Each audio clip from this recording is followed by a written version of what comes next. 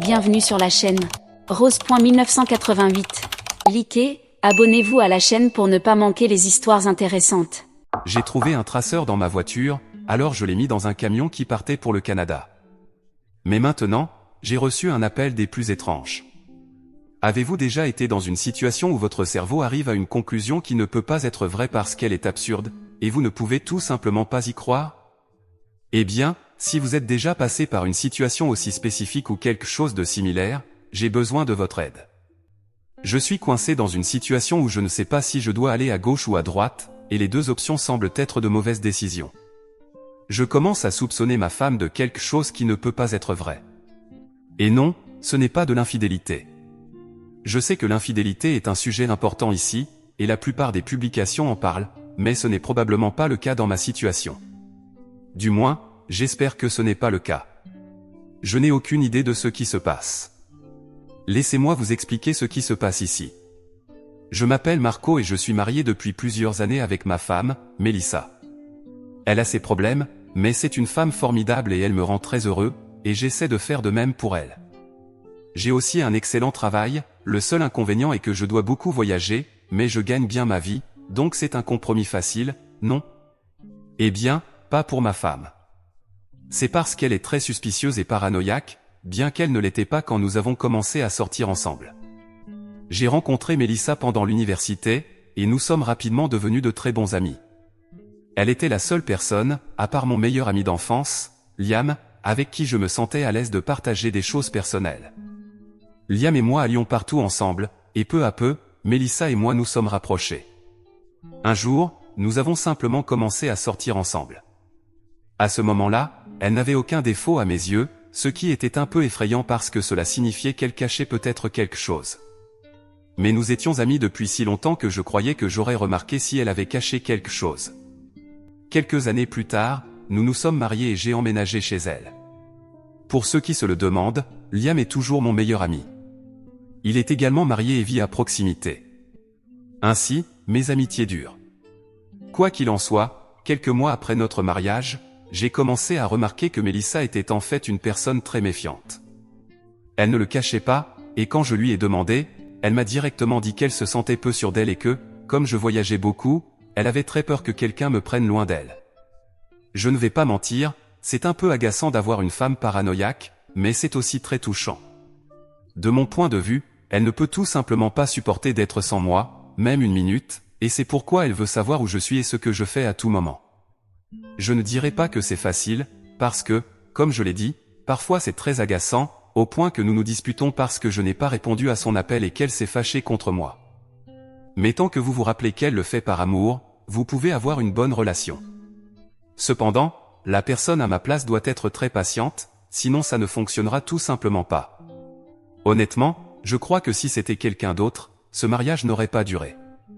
Parfois, je plaisante avec ma femme en lui disant qu'elle a beaucoup de chances de m'avoir, et elle est d'accord. C'est ainsi que se déroule normalement ma vie. Je pars travailler, on me dit où je dois voyager cette semaine et pour combien de jours, et je le dis à ma femme. Elle fait semblant d'être en colère et je la fais rire. Mais cette semaine a été différente. Il y a quelques jours, j'ai appris que je devais voyager assez loin pour une réunion avec un client. Évidemment, Mélissa n'était pas heureuse que je parte pour 2 jours.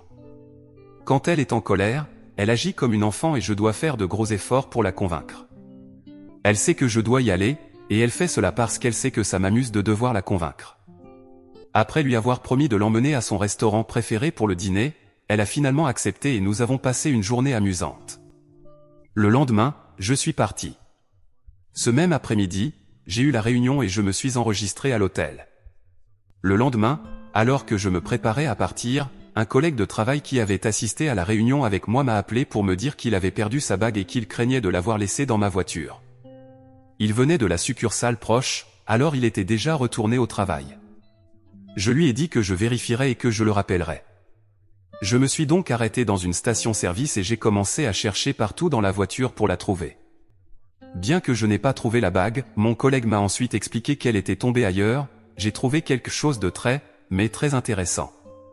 Sous un endroit où je n'aurais jamais regardé à moins de chercher un objet très petit, j'ai trouvé un dispositif minuscule qui ressemblait étrangement à un traceur. Au début, j'hésitais, parce que cela ne pouvait être autre chose.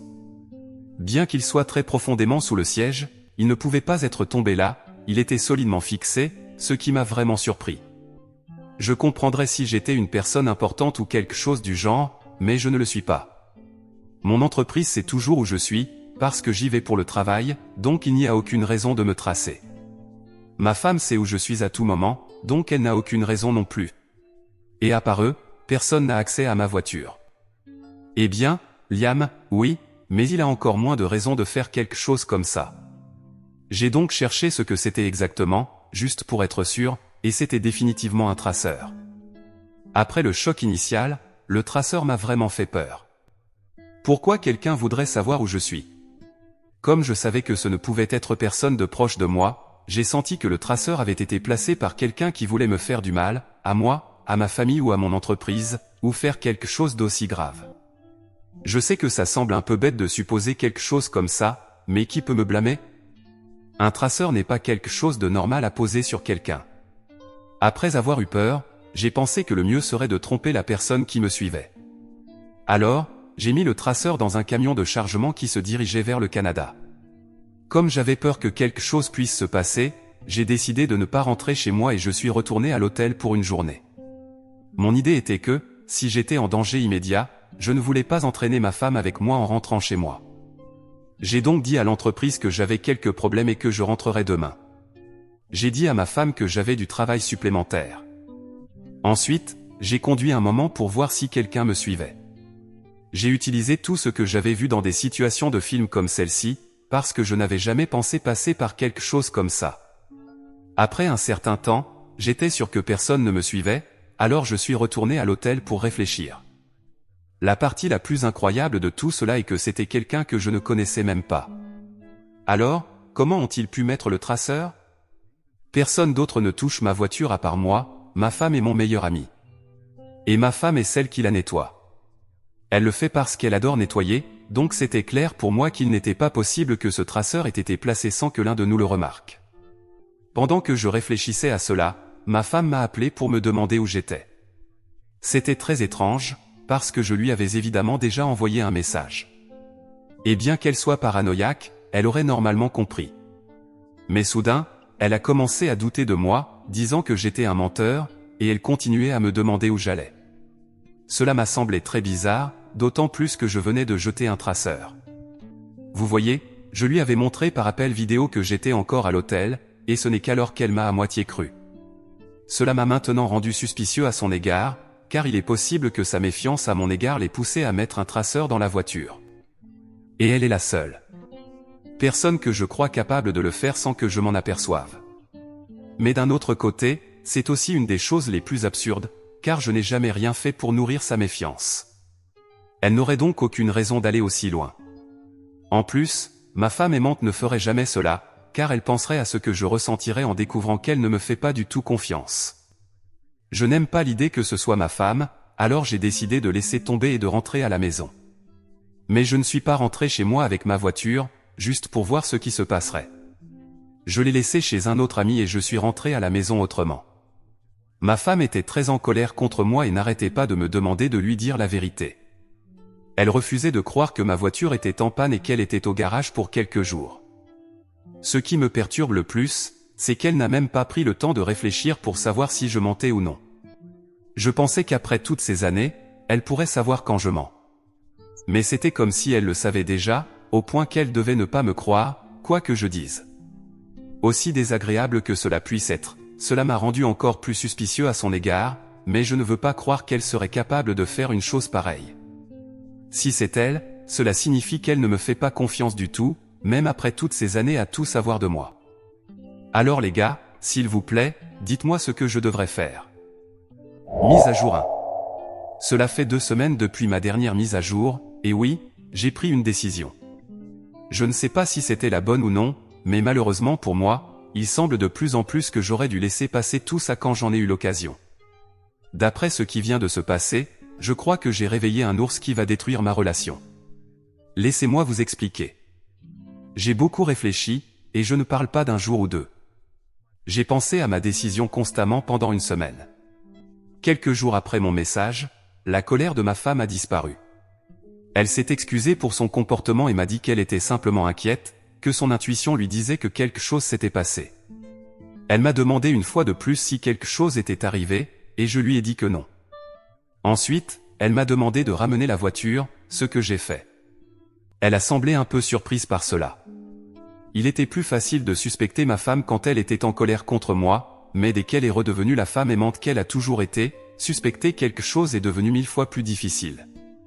Chaque fois que je considérais la possibilité qu'elle soit derrière tout ça, je me sentais extrêmement coupable. À plusieurs reprises, j'ai failli tout lui raconter, mais quelque chose me disait que je devais enquêter davantage. Après y avoir longuement réfléchi, j'ai décidé que je devais aller plus loin, mais le problème, c'est que je ne suis pas fait pour des choses comme les enquêtes. Je savais que, peu importe à quel point je creusais ou suivais des pistes, je ne serais pas capable de trouver quoi que ce soit. C'est pourquoi j'ai contacté un ami que j'ai rencontré par le biais du travail, Dave, le soi-disant détective privé. J'ai souvent eu recours à son aide pour des affaires liées au travail, alors j'ai pensé qu'il serait la meilleure option pour découvrir ce qui se passait. Je l'ai contacté et nous nous sommes rencontrés. Il m'a un peu fait peur avec un avertissement dès qu'il a su qu'il s'agissait de quelque chose de personnel. Il m'a dit que je devais être prêt à affronter les conséquences parce qu'on pourrait découvrir n'importe quoi. J'ai accepté et je lui ai raconté tout ce qui s'était passé. Après avoir écouté, il m'a donné un autre avertissement. Il m'a dit qu'il était sûr que je n'aimerais pas ce que nous allions découvrir et m'a demandé encore une fois si j'étais sûr. Je ne vais pas mentir, la deuxième fois qu'il m'a averti, cela m'a effrayé encore plus. J'ai eu l'impression qu'il disait cela parce qu'il était sûr que ma femme était impliquée.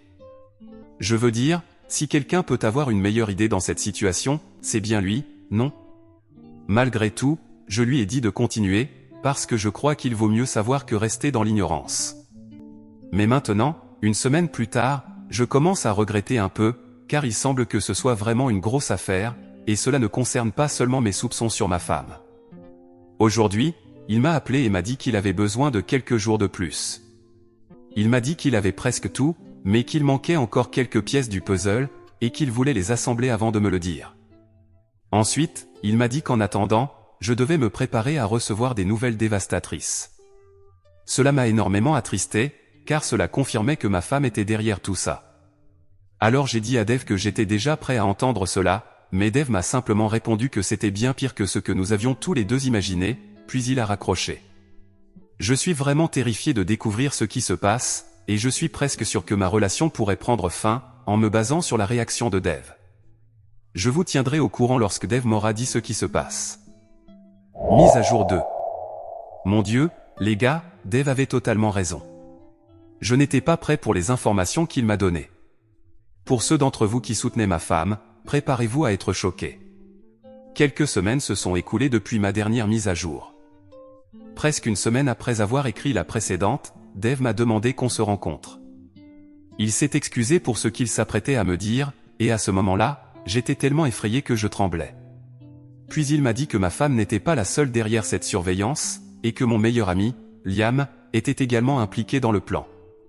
Au début, j'étais confus, jusqu'à ce qu'il m'explique que ces deux-là couchaient ensemble, et que le traceur était là pour savoir où je me trouvais à tout moment, afin qu'il puisse s'en sortir. J'étais sidéré. Je ne pouvais même pas parler. Dave a continué à parler. Il a dit qu'il n'avait aucune idée depuis combien de temps cela durait, mais il supposait que ce n'était pas moins d'1 an. Il m'a montré quelques photos d'eux en train de s'embrasser dans la voiture de Liam, et j'ai immédiatement commencé à pleurer. Vous n'avez pas idée. Ce sont les deux personnes en qui j'ai le plus confiance dans ma vie. Liam est pratiquement ma famille, et sa femme est comme une sœur pour moi. Je ne pouvais pas y croire, non seulement le fait que ma femme fasse cela, mais aussi que mon meilleur ami soit impliqué. Ensuite, Dave a dit qu'il n'avait pas encore fini, et malheureusement, il y avait encore plus de mauvaises nouvelles. Depuis quelques mois, ma femme mentionnait qu'elle voulait que je lui donne la maison dans laquelle vivent mes parents. Dès que j'ai commencé à gagner de l'argent, j'ai acheté une grande maison ancienne pour mes parents, et quand je me suis marié, Mélissa et moi avons emménagé dans la maison qu'ils m'ont donnée. J'ai dit à Mélissa que je pouvais transférer notre maison à son nom, mais elle voulait la grande maison. Elle a dit qu'elle ne voulait pas y emménager ni rien, elle voulait simplement en être propriétaire. Elle a fait en sorte que cela paraisse comme une question d'équité, puisque nous aurions tous les deux une maison. Et comme je n'ai jamais pensé que nous nous séparerions, j'ai accepté. Je lui ai dit que nous le ferions dans quelques mois, puis je n'y ai plus jamais pensé, et elle non plus ne m'en a plus parlé, probablement pour éviter de susciter des soupçons. Ensuite, Dave m'a dit que son plan était de me prendre la maison, d'expulser mes parents, puis de me quitter. Je ne pouvais pas le croire parce que ma femme n'est pas comme ça. Mais quand il m'a montré un enregistrement, bien qu'il soit difficile à entendre, j'ai dû le croire. Honnêtement, si tout cela ne s'était pas passé, peut-être que je ne l'aurais pas cru, mais étant donné tout ce que j'avais déjà découvert, je n'avais absolument aucun autre choix. Après cela, Dave m'a demandé ce que j'allais faire. Je lui ai dit que je ne savais pas, que j'allais y réfléchir, mais à ce moment précis, j'avais déjà décidé que je ne laisserais pas ma femme et Liam s'en tirer aussi facilement. Je les ai traités comme ma propre famille, et ils m'ont tout simplement joué, vous savez. J'aurais pris une balle pour l'un ou l'autre, et je ne peux même pas trouver les mots pour exprimer à quel point cela me fait mal de découvrir la vérité. Je pense que vous pouvez comprendre pourquoi j'ai décidé de me venger, n'est-ce pas? Alors après cela, j'ai placé de petits enregistreurs, ceux que Dave m'a recommandés, partout dans la maison et dans nos voitures. Et vous savez, ces enregistreurs sont vraiment bons. J'ai également mis quelques caméras cachées pour obtenir le plus de preuves possible. Mon plan est simple, je vais créer de faux documents et donner la maison à ma femme. Évidemment, après cela, elle ne va pas attendre longtemps pour exécuter son plan, et quand elle le fera, je vais l'exposer, elle est mon meilleur ami, devant tout le monde. Mise à jour 3. Enfin, j'ai quelque chose de bien à vous raconter. Cela fait plus de 2 mois depuis ma dernière mise à jour, alors je vais aller droit au but. Une semaine après ma dernière mise à jour, j'avais déjà tout ce dont j'avais besoin. Alors, j'ai dit à ma femme que j'avais pris des dispositions pour lui donner la maison. Quelques jours plus tard, ma femme m'a rappelé, et je lui ai dit que tout était arrangé et que j'avais commencé le processus de transfert de la maison à son nom. J'ai signé les faux papiers et je lui ai donné la maison, et elle avait l'air heureuse. Tout au long du processus, je n'avais pas vu Liam depuis des semaines, et cela devenait déjà étrange. Alors, je me suis forcé à sortir une nuit avec lui. Chaque seconde était un enfer, mais je l'ai fait parce que je savais qu'à la fin, je me vengerais. Ma femme a attendu quelques semaines, puis elle a exécuté son plan exactement comme je m'y attendais. Elle est allée à la maison de mes parents et les a expulsés, en prétendant qu'elle me quittait et que la maison lui appartenait. Évidemment, j'ai agi comme si je ne savais rien de ce qu'elle faisait. J'ai contacté mes beaux-parents et je suis allé la confronter avec mes parents, et aussi les siens. J'ai appelé Liam et je lui ai demandé de venir chez ma mère pour m'aider avec ce désordre. Je l'ai fait à un moment où je savais que sa femme était avec lui, alors il a dû venir avec elle. Laissez-moi vous dire, ma femme et Liam étaient tous deux assez heureux, car ils ne savaient pas que j'avais un plan infaillible et une petite surprise dans ma manche. Quand je suis arrivé à la maison avec nos parents, la mère de Melissa lui a demandé ce qu'elle faisait, et ma femme a commencé à raconter une histoire de victime. Elle a dit que j'étais un mari terrible qui buvait tout le temps et la battait quand il en avait envie. Elle a également dit que je l'avais forcée à se débarrasser des bébés alors qu'elle voulait avoir des enfants. Elle s'est assurée de dire à tout le monde que c'est pour cela qu'elle m'avait piégé en lui donnant la maison, et que maintenant, elle me quittait. Elle jouait tellement bien qu'on aurait dit qu'elle méritait un Oscar. Puis, juste à temps, Liam et sa femme sont arrivés. Il s'avère que Melissa espérait que son amie, la femme de Liam, amène Liam, et que tout cela faisait partie de son piège plus grand. Je continuais à jouer l'innocent et je demandais à Melissa ce qu'elle faisait. J'ai dit à tout le monde que non, tout cela était un mensonge. Alors Liam a avancé et a dit à nos familles que Melissa disait la vérité, et qu'il avait été témoin de certaines de ces choses. Il a dit qu'elle lui avait demandé de l'aide, et bien qu'il m'aimait, il ne pouvait pas m'arrêter de devenir un monstre. Eh bien, je dois l'admettre encore une fois, ils ont vraiment bien joué, et les familles semblaient être convaincues à ce moment-là. Alors, vous savez quoi? J'ai pensé que c'était déjà assez de drame et je leur ai demandé de dire la vérité ou je le ferais moi-même. Évidemment, ils n'ont pas cédé, alors j'ai raconté à tout le monde comment Liam et Melissa couchaient ensemble, et que tout cela faisait partie de leur plan. C'était très drôle de les voir confus, car il n'y avait aucun moyen pour eux de savoir que je savais cela. Puis je leur ai montré la vérité, y compris des enregistrements, des photos d'eux s'embrassant et même des vidéos d'eux se voyant dans mon dos. Dave m'a également donné beaucoup plus de preuves, ce qui a beaucoup aidé. Mon rôle a pratiquement pris fin dès que cela a commencé, car j'avais des preuves accablantes. Les parents de Melissa l'ont simplement regardé, stupéfaits, et quand elle a essayé de s'expliquer, sa mère lui a donné une gifle à ce moment-là. À cet instant, Liam essayait de dire quelque chose à sa femme, et il a également reçu une gifle. J'ai dit à Melissa que les papiers étaient faux et que c'était fini entre nous. Elle a commencé à pleurer. Ma belle-mère a dit à Melissa qu'elle l'a renié et qu'elle ne voulait plus jamais la revoir. Je lui ai dit qu'elle recevrait bientôt les papiers du divorce. Lorsque la femme de Liam lui a dit qu'ils étaient également finis, il s'est énervé contre moi et a essayé de me frapper.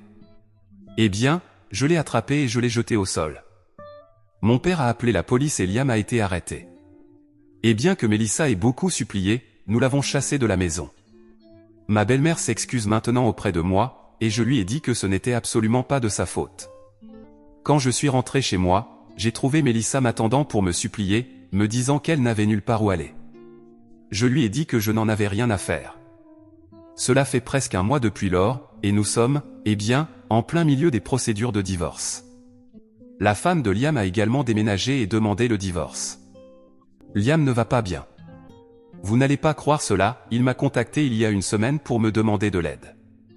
Il a dit qu'il avait besoin d'aide pour payer les factures et m'a supplié de l'aider en tant que vieil ami. Je lui ai dit qu'il ne méritait même pas le mot ami, que même les ennemis auraient fait moins que lui, et je l'ai laissé souffrir. La dernière fois que j'ai entendu parler de Melissa, elle a essayé de retourner chez sa famille, mais personne ne l'a accepté. Ses parents ont clairement fait savoir à tout le monde qu'elle ne faisait plus partie de la famille. Ensuite, elle a vécu chez des amis, mais ils n'ont pas pu l'aider beaucoup, et ils l'ont chassée après quelques semaines. Maintenant, elle est pratiquement sans abri. Enfin, je vais bien, enfin aussi bien que quelqu'un dans ma position peut l'être. Mise à jour 4. Je fais cette mise à jour uniquement parce que beaucoup de gens m'ont demandé comment se passait ma vie et si j'avais terminé avec le divorce. Et oui, tout semble aller mieux, surtout parce que je ne suis plus légalement lié à cette femme. Le divorce a été finalisé il y a 3 semaines, et ce sont les meilleures 3 semaines que j'ai eues depuis longtemps. Le divorce de Liam et de sa femme a été finalisé avant le mien, et s'il souffrait déjà du manque d'argent, c'est bien pire maintenant, car il doit payer une pension alimentaire. Je sais que Liam a essayé de revenir avec mon ex-femme, car pendant une des audiences de divorce, elle m'a dit qu'elle ne le voyait plus et que nous pouvions recommencer à zéro. Mais je lui ai répondu que oui, nous allions recommencer, mais chacun de notre côté. Elle a commencé à pleurer bruyamment, et son avocate a dû la consoler, tout en me regardant comme si j'étais le méchant dans tout cela, ce qui m'a amusé. Mon avocate m'a ensuite conseillé de parler le moins possible avec elle, et c'est ce que j'ai fait. Je ne comprends pas pourquoi mon ex-femme pense que me dire qu'elle ne verra plus Liam est suffisant pour que nous nous remettions ensemble. Ce n'est pas ce que je cherche avec ce divorce. Je veux juste m'éloigner d'elle. Et je sais que beaucoup de gens m'ont traité de stupide pour ne pas avoir vu les signes, comme le fait que mon ex-femme me contrôlait quand je partais en voyage. Selon beaucoup, cela aurait dû être le premier signe pour quitter ce mariage. Mais laissez-moi vous dire quelque chose, pour les personnes sur le spectre, il est difficile de voir ces choses. C'est pourquoi pour moi, il est plus facile de travailler avec des ordinateurs et des serveurs, ce que je fais, surtout quand je voyage, parce qu'ils sont plus faciles à comprendre pour moi. C'est ce qui a influencé mon choix d'études à l'université, car comme vous pouvez le voir, je n'aurais pas été bon pour négocier et comprendre les intentions des gens. De toute façon, je ne veux pas m'excuser, je veux juste vous dire que tout cela n'a pas été facile pour moi.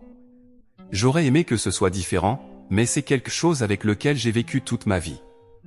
Je pourrais raconter de nombreuses anecdotes sur des gens qui en ont profité, mais je m'éloignerai de mon problème principal maintenant. Je souhaiterais également que les gens n'en profitent pas, mais au moins je ne suis pas assez naïf pour croire que tout le monde sera bon avec moi et que tout sera plus facile. Je ne m'y attendais pas de la part de ma propre femme, celle qui avait juré de m'aimer et de me rester fidèle, et qui m'a trahi. Alors, mes attentes sont maintenant beaucoup plus basses. Je ne vais pas nier que cela m'est arrivé plusieurs fois dans la vie, et je ne peux pas promettre que cela ne se reproduira pas. Cependant, je ne veux pas terminer cette histoire sans parler de Liam, car c'est l'une des questions les plus fréquemment posées dans mes publications. Et bien que j'ai déjà dit qu'il avait perdu le procès, au moins en termes de pension alimentaire, je voulais ajouter qu'il vit maintenant dans un endroit assez miteux, ou du moins c'est ce que m'a dit son ex-femme. Elle et moi sommes restés en contact pendant tout ce processus, car j'avais beaucoup d'informations qu'elle a utilisées pour son divorce. Cela m'a permis de savoir ce qui lui est arrivé. Je peux également vous dire qu'elle a déjà rencontré quelqu'un, et qu'elle m'a dit que Liam n'a pas du tout apprécié cette nouvelle. Il semblerait qu'après que tout ait explosé, il a demandé pardon plusieurs fois à son ex-femme, mais elle, tout comme moi, n'a pas accepté. Quant à savoir si mon ex-femme et Liam sont encore ensemble, je n'en sais rien. Personne ne peut vraiment me le dire, car je ne parle plus à mon ex, et l'ex-femme de Liam non plus ne le sait pas. Édition. Ah oui, j'ai oublié de mentionner le résultat du divorce avec mon ex. Eh bien, elle n'a pas eu à payer de pension alimentaire, et la maison que j'ai donnée à mes parents était à leur nom. En plus, la maison qui appartenait à mes parents à l'origine, je devais l'hériter un jour, donc elle n'a pas pu la réclamer non plus. En résumé, elle est repartie avec très peu de notre mariage, en raison de son infidélité.